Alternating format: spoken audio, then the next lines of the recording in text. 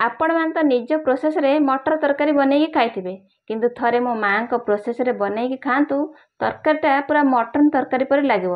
ଯଦି ଭଲ ଲାଗେ ପ୍ଲିଜ୍ ଛୋଟ ଲାଇକ୍ ସହିତ କମେଣ୍ଟ, ସେୟାର ଆଣ୍ଡ ସବସ୍କ୍ରାଇବ୍ କରିବାକୁ ଜମା ଭୁଲିବେନି। ସେଥିପାଇଁ ରାତି ସାରା ଭିଜେଇ ରଖିଥିବା କିଛି ମଟର ସହ କଟା ଆଳୁ, କିଛି ଛେଚା ପିଆଜ ଆଉ ଅଦା ରସୁଣ ଛେଚାକୁ ଦେଇ ଆଉ ଗୁଣ୍ଡ ମସଲା ସହ ଗରମ ମସଲା କଟା ଟମାଟୋକୁ ଦେଇ ଭଲସେ 5-10 ମିନିଟ୍ ଗୋଳେଇକି ରଖିନେବା।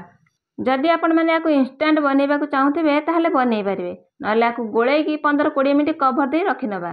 ତାପରେ କଡ଼େଇରେ ସୋରିଷ ତେଲ, ଗୋଟା ମସଲା ସହ ଗୋଳେଇକି ରଖିଥିବା ଆଳୁ ମଟରକୁ ଦେଇ ସେ ପର୍ଯ୍ୟନ୍ତ କଭର ଦେଇ କଷିବା ଯେପର୍ଯ୍ୟନ୍ତ ମସଲାର ତେଲ ଅଲଗା ନ ହେଇଛି। ତାପରେ ପ୍ରେସର କୁକରରେ ପାଣି ଗରମ ହେଇଗଲେ ମଟର ଆଳୁକୁ ଦେଇ 2-3ଟା ସିଟି ଦେଇଦେବା।